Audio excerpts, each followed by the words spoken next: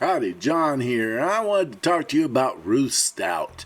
You may have heard of her. She's really super famous for growing potatoes and other things in a total straw type mulch. Super famous, wrote lots of books, huge numbers of TV, magazine articles, stuff like that. I didn't have a photograph of her, so I had to use something else. Well, I figured I'd show you how I can plant potatoes the same way you can too. In this case, I got some Kennebec and I let them sprout a bit, and I decided I'd go ahead and put them over this here compost trench. For a few months I've been adding compost in this trench, adding to it.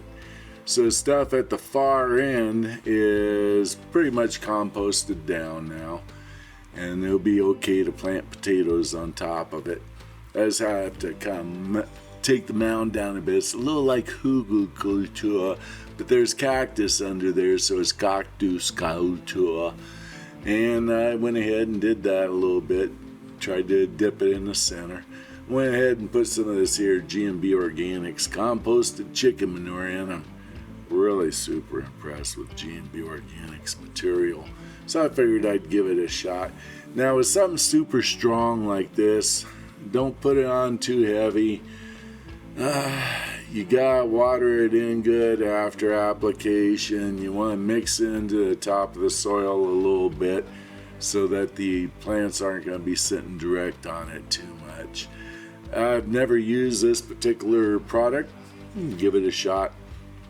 It smelled pretty strong. I've never actually bought manure in a bag before. I used to always take the truck over to the local feedlot, a chicken farm nearby, a dairy nearby, some stables nearby, and pick my own stuff up, but I'm retired now.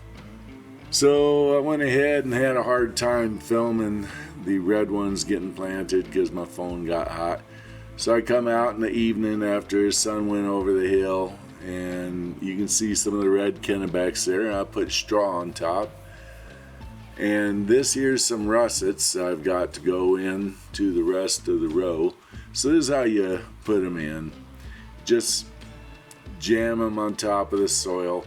You want to be careful with the chits, they call them. That's the little rootlet pieces that are sticking out where everything will be sprouting from, and they'll be reaching up for the light from there. The leaves will be sprouting from there. You want to get the spacing maybe a little less than a foot. That's a little bit tight, but remember, this is exceptionally rich soil, and with the full canopy cover, I feel in this hot, dry climate in the summertime, it's really good to have them tight together and bring that humidity up a bit, because I mean, we're in a desert here, and it's super hot, but it's a dry heat.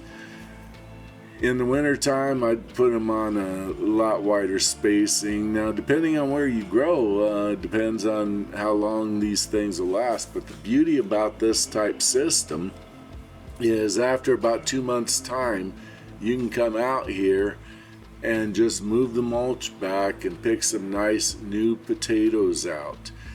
And you don't have to take all the whole potato plant up. You grab 2, 3, 4 potatoes, take them into the house. A couple days later, you want a few more potatoes, come to another plant, grab a few more, and let the rest of the plant grow. And then finally, as fall comes, they'll start really maturing. And at that time, and it might be before if they're an early maturing type, basically when they have flowers, they're pretty much getting good to go.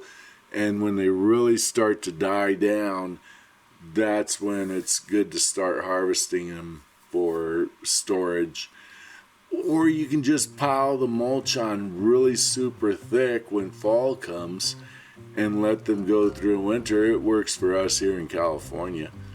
So you got the taters out there, you got the straw mulch on. Here's how the straw comes out. We call this like a leaf. You just get this big chunk, a leaf of straw or hay, whatever you're using. If you're using hay, I like alfalfa. I mean, that stuff doesn't tend to be too weedy for me, and the alfalfa won't have set weeds as seeds itself. And you just kind of shake the straw out. You're going to want to get it like about 4, 5, 6 inches deep, but it's loose right now, and the plants will be able to kind of get their stalks up through. They'll know where the light's at, and they'll reach through as you water through the coming 6 weeks or so. The mulch will go down a bit. Some of it will rot into the soil. The worms will come like crazy. I mean, worms love this type of mulch, and you get really, really good development of the soil biology.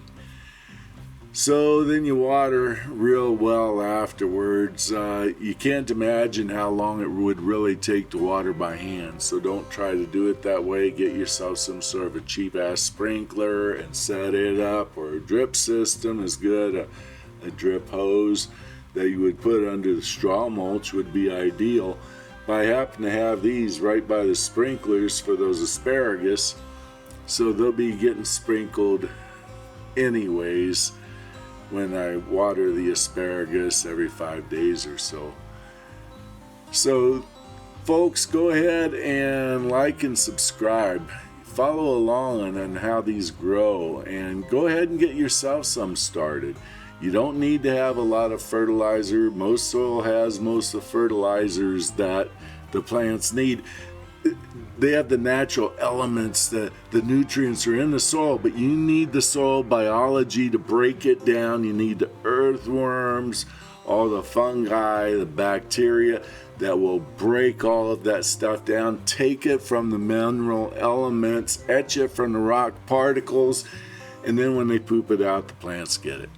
And the plants just take up what they need. In that case, they don't expend extra time trying to pick up unnecessary stuff that's being given to them in a syringe, like happens with synthetics, where they get too much and they get sick. That's why with synthetic fertilizers you tend to get more illness, more disease, more pest problems, and then you have to have more chemicals to fight that stuff. Go organic, folks, but make sure that you don't try to over fertilize. But you gotta feed the soil elements and bacteria. Like and subscribe, see what I do here. Have yourself a good day. Have a great garden.